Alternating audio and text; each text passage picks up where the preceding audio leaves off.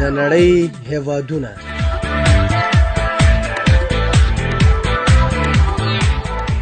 د نړۍ هیوادونه یوه معلوماتي او په زړه پورې خپرونه.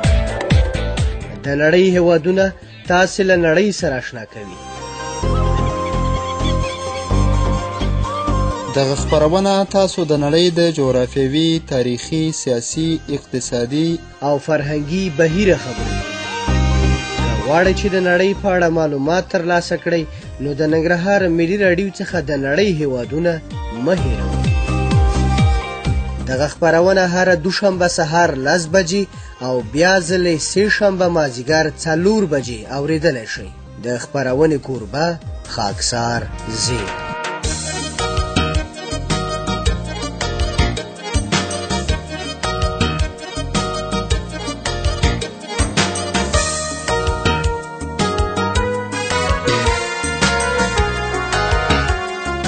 د ننګرهار د ملي راډیو قدرمن اوریدونکو سلامونه، ګلونه، احترامات مې قبول کړئ. خاکسار احمد زیب یم. یو ځل بیا درته د نړۍ د هیوادونو په خپرونه کې حاضر یم په دې تمه چې تاسو روغ جوړ خوشحاله اوسئ. قدرمن اوریدونکو، تاسو ته معلومه ده چې د نړۍ د هیوادونو په خپرونه کې موږ تاسو ته د نړۍ بېلابېل هیوادونه درپېژنو. په دې تمه چې په تېره خپرونه کې تاسو د ګرانادا هیواد باره کې معلومات اورېدلي وي. درنه اوریدونکو، په دې خپرونه کې تاسو ته ګواتاملا هیواد درپېژنم. ګران دوستانو، تاسو پېژنئ چې ګواتاملا هیواد یو امریکایي هیواد دی چې د نوم لنډنښی GT دی. رسمي نوم یې د ګواتاملا جمهوریت او نړیوال نوم یې ګواتاملا دی. درنه اوریدونکو، دا ټول د خپرونې په اوږدو کې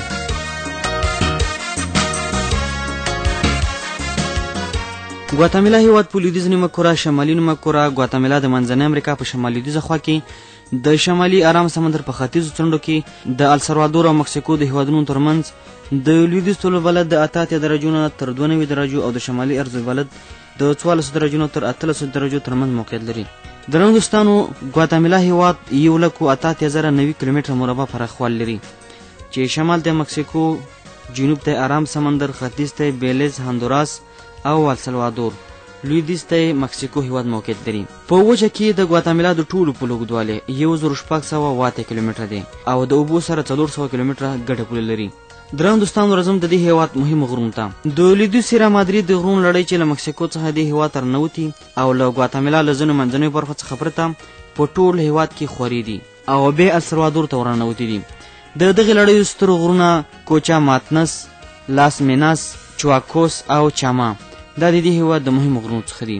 لوړې څوکې آتین تالان چې 3,600 متره جګوال لري، تاجو ملوکو چې 4,211 متره جګوال لري او دا شان نورې لوړې څوکې هم په دې هیواد کې شته دي.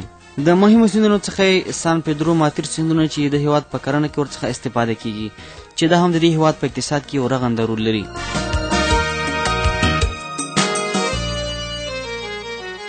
درنو دوستانو، راځم د دې هیواد اقلیم ته. د ګواتاملا هیواد د هغو سیمو هوا چې له مکسیکو په ګاونډ کې پرتې دي وچه او توده ده. په داسې حال کې چې د دغه هیواد د ځینو ختیځو او ټولو جنوبي برخو هوا د ارام او اطلس سمندرونو تر اغېزې لاندې له امله ډېره په زړه پورې او معتدله ده. جغرافیه پوهان وایي چې د ګواتاملا د جګو غرنیو سیمو هوا توده ده. ګواتاملا د منځنۍ امریکا داسې یو هیواد دی چې د سمندر له سطح څخه لږ جګ پروت دی او ډېره خاوره یې د لویدیځ سیرا مادرید د لړیو په غرونو چاما، چواکوس، لاس میناس او چوکو ماتنس باندې پوښلې ده. د ګواتاملا د دغې غرونو ځینې لوړې څوکې اورغورځونکي دي چې کله ناکله زلزلې ته هم لاره پرانیزي.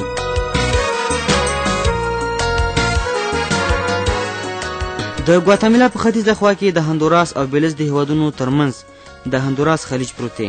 ګواتاملا هیواد د همدغې خلیج لارې د اطلس سمندر سره یوځای شوی دی. د ګواتاملا په ختیځ کې د برازیل د ولاړو اوبو ډنډ موقعیت لري او ګڼ شمېر کانالونه او ویلور لارې هندوراس خلیج ته وردرومي. ګواتاملا هیواد د ولاړو اوبو 6 ډنډونه لري. د ګواتاملا هیواد پایتخت د ګواتاملا ښار دی. په دې هیواد کې په 1 کیلومتر مربع کې 135 نفر، په 1 میل مربع کې 350 نفر، په ښارونو کې 40.3%، په کلیوالو سیمو کې 53.1% اوسیدونکي ژوند کوي. درنو دوستانو، په دې هیواد کې د ژوند تمه په منځنۍ توګه 15.14 کاله ده. په نارینه‌و کې 4.22 کاله او په ښځو کې 6.04 کاله ده. په دې هیواد کې یوه ښځه په عمر کې 4.35 ماشومان زیږوي. د اوسیدونکو نژاد یې مستوزیس دی، دین او مذهب یې رومن کاتولیک دی او رسمي ژبه یې اسپانوي ده او لیکدود پکې په لاتیني ژبه دی. دا هیواد د اداري ویش له مخې په 22 برخو ویشل شوی دی. حکومتي جمهوري دی.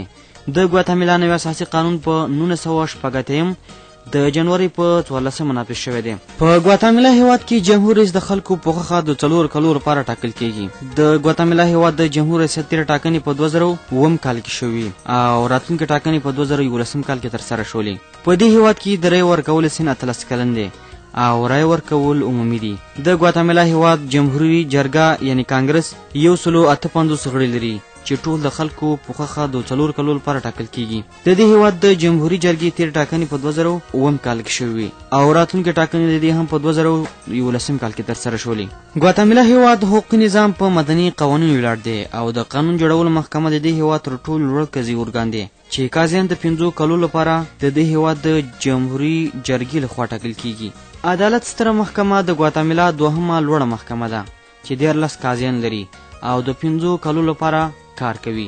د ګواتیمالا هیواد د خپلواکۍ ورځ 1820 د سپتمبر 15 له اسپانیا څخه ده.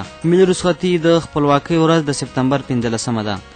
د رنګستانو د هیواد په UN کې هم غړیتوب لري چې د غړیتوب نیټه 1945 د نومبر 20 ده او همدا شان په نورو نړیوال ټولنو کې هم غړیتوب لري لکه په FAO، CDB، ACP، IFC، IFAD، IS، ICRM، ICCT، ICAO، ICO، ISO، IMO، IMF، ILO، WTO، WMO، WIPO، WHO، WPTU، WCL، UPU او همدا شان په نورو نړیوال ټولنو کې د هیواد غړیتوب لري.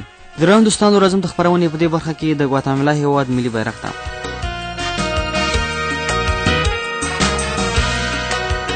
د ګواتیمالا هیواد ملي بیرغ د 3 مساوي افقي ټوټو څخه جوړ شوی دی. خي او کینه اسماني شنه منځنۍ سپینه. د ګواتیمالا هیواد د ملي بیرغ په منځ کې د دې هیواد ملي نښان موقعیت لري.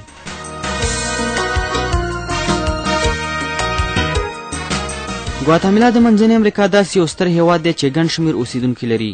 د دې هیواد د غیر خالص کورني تولید GDP د برازیل، ارجنټاین او چیلي د GDP په پرتله 50% لږ دی. د کرنې سکتور د ګواتیمالا د اقتصاد د ملا تیر بلل کیږي.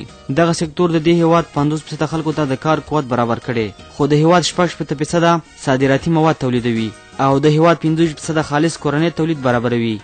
قهوه، غني، کیلي د دې هیواد د کرنې تر ټولو مهم تولیدات دي. په ګواتیمالا کې د کورنیو بهرنیو پانګوالو کار پخوا ډیر کمزوری و. هغه کورنۍ خوري ورې جګړې چې په 1990 کې په دې هیواد کې پیل شوې نه یوازې دا چې په ګواتیمالا کې د پانګوالو د کار مخه ډب کړې وه، د دې هیواد اقتصادي پرمختګ ته هم ګڼې ستونزې پیښې کړې وې. دغه جګړې په 1996 کې پای ته ورسېدې او په دې توګه په ګواتیمالا کې د کار لپاره د کورنیو بهرنیو پانګوالو په مخ کې یو شمېر خنډونه لرې شول. خو سیاسي ستونزې، د حقوقي قوانین اسانتیاو کموالی، د اداري فساد لاملونه هغه دي چې اوس هم د ګواتیمالا اقتصادي پراختیا او پرمختیا لپاره خنډونه پیدا کړي دي او ډیر پانګوال په دې هیواد کې کار ته زړه نه ښه کوي. د اقتصاد پوهانو پند د ګواتیمالا د اقتصاد غټې ستونزې د ملي عوایدو ډیر غیر عادلانه ویش، د غربت له کرښې څخه 50% خلکو ته د ژوندانه ټیټ حالات، د دولتي عوایدو کموالی، د سوداګرۍ کسر د صادراتو په پرتله د وارداتو ډیروالی، ګواتیمالا ته د بهرنیو مرستندویو ټولنو د مرستو لږوالی، د فني او متخصصو کارګرانو کموالی او داسې نور ستونزې. په ګواتیمالا هیواد کې د سړي سر کلنی عاید 4200 امریکایي ډالر دی. غیر خالص کورنی تولید GDP 9.4 میلیونه ډالره. د غیر خالص کورنی تولید وده 2.8%.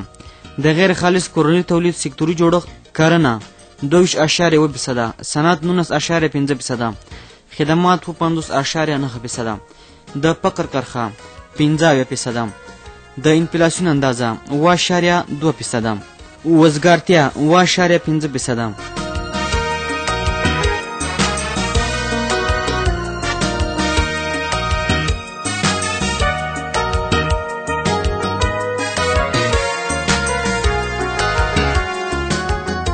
د ګواتیمالا هیواد 18% ځمکه د کرلو وړ ده. د دې هیواد 40% ځمکه څیړځایونو، 48% ځنګلونو، 10% غرونو، غونډیو، کوچنیو ډاګونو، ښارونو او د استوګنو کلیوالو سیمو نیولې ده. په کال 1998 کې د ګواتیمالا هیواد 1250 کیلومتره مربع ځمکه کرل کېدله.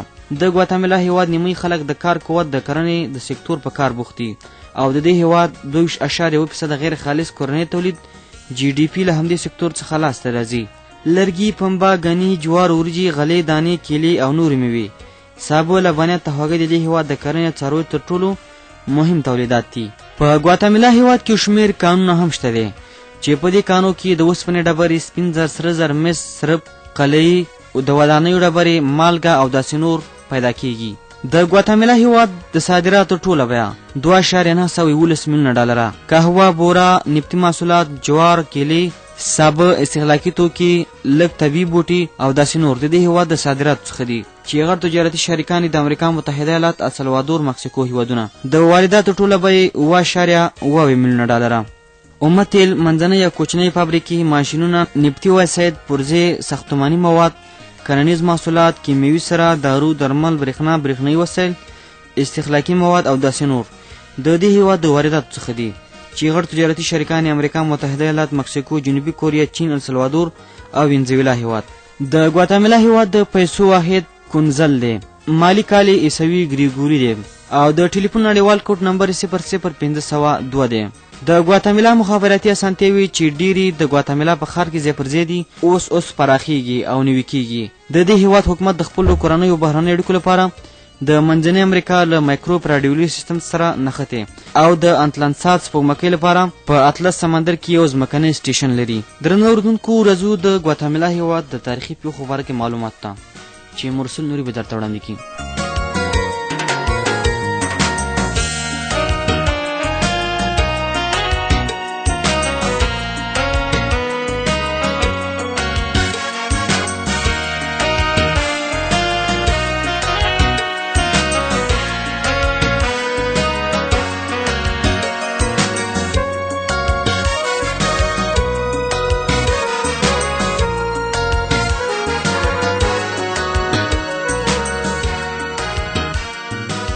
له میلاد څخه په راوروسته لسو پیړیو کې په هغه لویه سیمه کې چې اوس د ګواتیمالا، هندورانس او مکسیکو جنوبي برخې هیوادونه دي، د مایا ستر تمدن د خپلې ودې بېلابېل پړاوونه وهلي دي. دغه تمدن د 11مې پیړۍ په لومړنیو لسیزو کې د ناښکاره دلایلو له مخې له منځه تللي دي. په کال 1540 کې یو اسپانوي سمندري سیلاني الوارادو د ګواتیمالا په اوسنۍ خاوره یرغل وکړ. په هغه وخت کې د دغه سیمې د سورپوستو قبایلو ترمنځ کورنۍ ستونزې او شخړې دومره ډېرې وې چې اسپانویان ژر په دغه وتوانېدل چې په 2 کلونو کې د اوسنۍ ګواتیمالا په ټوله خاوره لاسبري شي او په دغه هیواد باندې د اسپانیا 300 کلنه واکمني پیل شوه. د کال 1920 کې د سپتمبر په 15مه نیټه د ګواتیمالا د شاوخوا سیمو یو شمېر دولتي چارواکو، سترو ځمکوالو، سوداګرو او نورو متفیزینو لاسونه یو کړل او د منځنۍ امریکې په اوسنیو 5 هیوادونو کې د نوې اسپانیا په نامه د اسپانیا د نایب السلطنه خپلواکي اعلان کړه. په کال 1940 کې دغه هیواد نوم د منځنۍ امریکې متحده ایالات شو چې د فدراسیون حقوقي بڼه درلوده. دغه فدراسیون په کال 1399 کې ړنګ شو او متشکله هیوادونه یې خپلواک شول. په همدغه وخت کې په ګواتیمالا باندې د بهرنۍ پورونو پیټي دومره درانده وو چې د خپلې خاورې یوه ټوټه په انګلستان خرڅه کړه. دغه ټوټه په لومړیو کې انګلیسي هندورانس نومېده، خو اوس په جغرافیایي کتابونو کې بیلیز نومېږي. د 19مې پیړۍ په وروستنیو کلونو کې استرادا کابر د ګواتیمالا د جمهور رئیس په توګه د وفادارۍ لوړه وکړه. کابر د امریکې له متحده ایالاتو سره ډېرې نږدې اړیکې ټینګې کړې وې. د خپل هیواد دروازې د نورو هیوادونو د سوداګریزو مالونو په مخ پرانیستې او لوی ګڼ ملتیز په دې وتوانېدل چې په ګواتیمالا کې د بنادرو، د برېښنا، د اوبو، د بندونو، د بیړیو د چلولو، پوستي خدماتو، لوی ځمکو او د اورګاډو د پټلیو د اجارې امتیاز ترلاسه کړي. د جمهور رئیس کابر واکمني په کال 1920 کې پای ته ورسېده. په کال 1921 کې جنرال اوبیکو د ګواتیمالا جمهور رئیس شو. اوبیکو له 14 کالو واکمنۍ څخه وروسته د خلکو د پاڅون له امله استعفا وکړه او ځای یې اروالو ونیو. د ګواتیمالا لپاره اساسي قانون جوړ او په ملک کې د ټولنیز عدالت د پلي کولو بنسټونه کېښودل. له خوانخوزه څخه وروسته اربنز دغه هیواد جمهور رئیس شو. د ځمکو د اصلاحاتو پروګرام تطبیق کړ او د ټولنیزو اداري اصلاحاتو په لوري ګړندي ګامونه اوچت کړل. د امریکا متحده ایالاتو چې د جمهور رئیس اربنز تګلارې په خپله ګټه نه بللې، ژر د نیکاراګوا او هندورانس له دولتونو او د ګواتیمالا له تبعیدیانو سره لاسونه یو کړل او د کال 1954 په جون کې د ګواتیمالا قانوني دولت نسکور کړ او خپل یو لاسپوڅی جګړن ارماس واک ته ورسو. جګړن ارماس د کال 1950 د جون په میاشت کې ووژل شو او ځای کولیوس ونیو. د ګواتیمالا د کال 1950 په ټاکنو کې ایډیګوراس د خلکو رای وګټلې او جمهور رئیس شو. په کال 1960 او 1961 کې د ګواتیمالا او کیوبا اړیکې ځکه خرابې شوې چې د کیوبا د دولت مخالفین په دغه هیواد کې روزل کېدل. ایډیګورا د جمهوریت ریاست په لومړنیو کلونو کې په دغه هیواد کې ډېرې مظاهرې وشوې چې ټولې د دولتي ځواکونو لخوا وځپل شوې، خو د ګواتیمالا د خلکو دغه هڅې په کال 1963 کې بریالۍ شوې او د جمهور رئیس ایډیګوراس واکمني راوغورځوله. له دې بریالیتوب څخه وروسته په ګواتیمالا کې یو پوځي شورا جوړه شوه. په ګواتیمالا باندې دغه شورا د 3 کلنې واکمنۍ په وخت کې د دولتي پوځونو او د هغوی د وسلوالو مخالفینو ترمنځ جګړې پراخې شوې. په کال 1954 کې په دغه هیواد کې ټاکنې وشوې او خولیو سزار مندس د خلکو په خوښه د ګواتیمالا د جمهور رئیس په توګه د وفادارۍ لوړه وکړه. په دغه کلونو کې د ګواتیمالا د پوځي ډوله کټاتورۍ جمهوري نظامونو پر ضد وسلوالې ډلې نورې هم پیاوړې شوې. د 1990 څخه تر 1982 کلونو په اوږدو کې د ګواتیمالا پوځیانو د دغه هیواد ډیر کلیوال په دې پلمه ووژل چې ګواکې دوی د دولت له مخالفینو سره مرسته کوي. د ګواتیمالا د کال 1982 په ټاکنو کې بیا یو جنرال ریوس د دغه هیواد جمهور رئیس په توګه وټاکل شو. د هیواد ولسي جرګه ړنګه کړه او اساسي قانون یې وځنډاوه. جنرال ریوس د واکمنۍ په کلونو کې د ګواتیمالا د دولتي پوځونو او وسلوالو مخالفینو ترمنځ خونړۍ جګړې پیښې شوې. دغه مخالفینو په ګواتیمالا باندې د پوځیانو د واکمنۍ د پای ته رسېدو او په دغه هیواد کې د رښتیانیو ټاکنو ننګه کوله. ویل کېږي چې د دغه جګړو له امله 500,000 ښاریان غرنیو سیمو او 10,000 کسان بهرنیو هیوادونو ته وتښتېدل او کابو 15,000 کسان ووژل شول. د کال 1983 د اګست په میاشت کې جنرال ویکټوریس کودتا وکړه. د خپل هیواد لپاره یو اساسي قانون جوړ کړ. د 1940 عمومي ټاکنو ته لاره پرانیستله. په کال 1985 کې د ګواتیمالا مسیحي ولسواک ګوند مشر د دغه هیواد جمهور رئیس شو.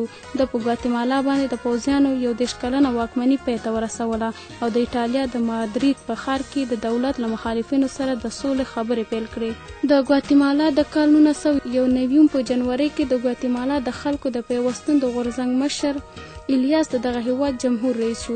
د مخالفینو سره د خبرو لمن پراخه کړه. په همدغه کال کې د امریکای متحده ایالاتو ګواتیمالا ته خپلې پوځي مرستې بندې کړې او د ګواتیمالا دولت د بیلیز په خاوره باندې د مالکیت ادعا پرېښوده او دغه نوی خپلواک دولت په رسمیت وپېژنده.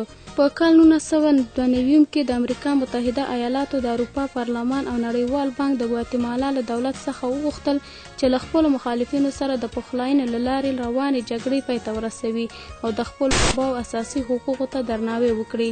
د همدغه کال د اکتوبر په میاشت کې د ګواتیمالا د کیچا د سره قوم یو مشر ریګو بارتا د نوبل د سولې جایزه وګټله. د کال 1993 د اکتوبر په 15مه نیټه باتوسل په یو سپینه کودتا کې د جمهور رئیس الیاس واکمني پای ته ورسوله. د ګواتیمالا د اساسي قانون ځینې مواد لغوه کړل او د هیواد ولسي جرګه یې ړنګه کړه. باتوسل 6 میاشتې وروسته د ډیرو کورنیو بهرنیو فشارونو له امله ځان ګوښه کړ او خپل ځای کارپیو ته پرېښوده. د یوې خوا د دولت پوځي ډوله ملیشه ډلې د دولت له مخالفینو سره جګړې ته وهڅولې او بله خوا د مخالفینو سره د خبرو لړۍ هم بنده نه کړه. 3 میاشتې وروسته د هیواد اساسي قانون بیا د عمل ډګر ته راووته. د ګواتیمالا د کال 1995 په عمومي ټاکنو کې د دغه هیواد د ملي پرمختګ غوښتونکي ګوند مشر الوارو جمهور رئیس شو. د ګواتیمالا د دولت له مخالفینو د ګواتیمالا د ملي انقلابي یووالي جبهه سره د دغه هیواد اوږدې خبرې بریالیتوب ته ورسولې او له هغوی سره یې د سولې اوربند تړونونه لاسلیک کړل. د کال 1990 د دسمبر په میاشت کې یو ستر سمندري طوفان ګواتیمالا او د منځنۍ امریکې نورو 4 هیوادونو ته درانده زیانونه ورسول. 2 کاله وروسته په دغه هیواد کې بیا ټاکنې وشوې. دا ځل د جمهوري غوښتونکو جبهې مشر پورتیلو د دغه هیواد جمهور رئیس شو.